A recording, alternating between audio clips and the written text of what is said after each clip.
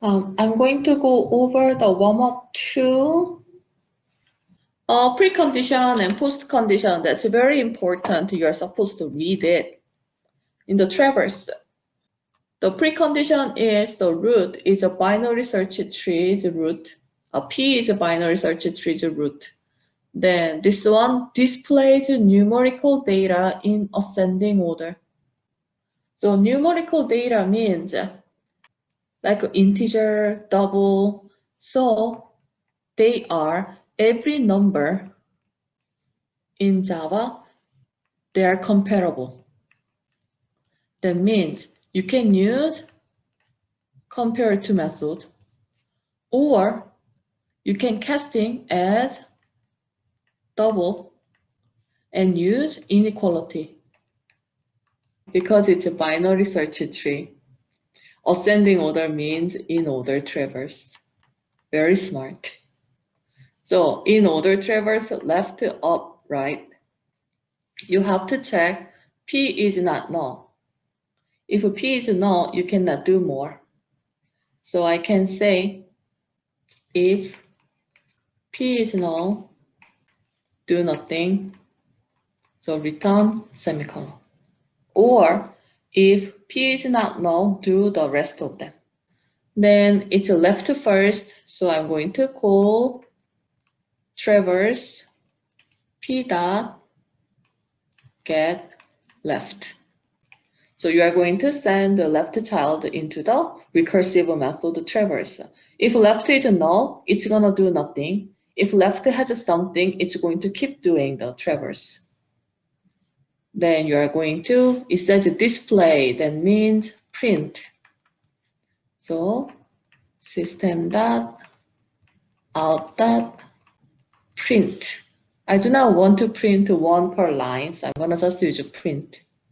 Then I can just print whatever I could get value returned. So p dot get value. Then I may want to give some space. Sometimes Java does not allow to do this way. In this case, you can just say p dot get value dot toString. If you do that, it will allow to add another string.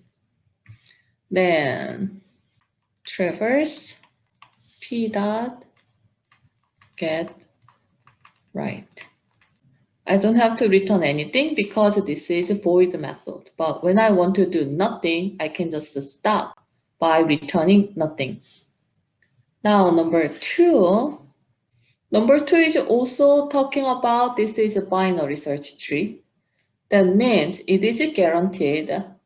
All the way left one is smallest.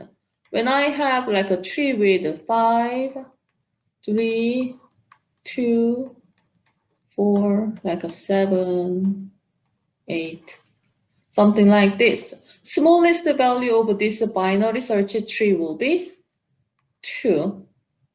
If I do not have, smallest value in this binary tree will be 3, not 4.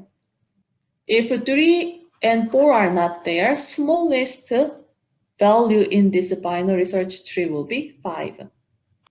So you can find the rule. If there's no left child, that is the smallest value.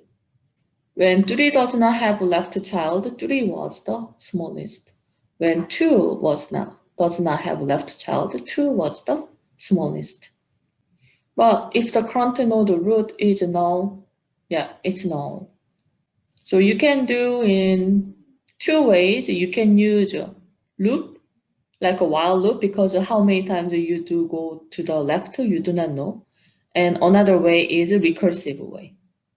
First, I can say if current is null, there's nothing to do. So just to return null.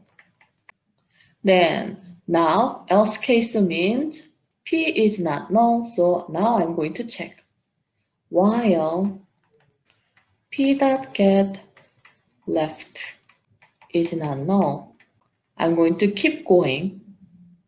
P dot get left. So if I go down, if there is a P dot left, go there. If there's a p dot left, go there. If there's no p dot left, don't do anything. That means at that time p is pointing the all the way left node.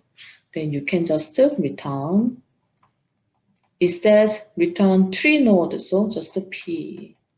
If you don't like to move on your p, you can make temporary tree node and move temporary node.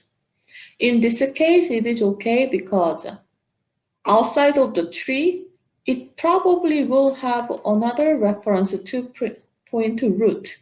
You do not change this root. This p is the local name of the root, and you just move down p.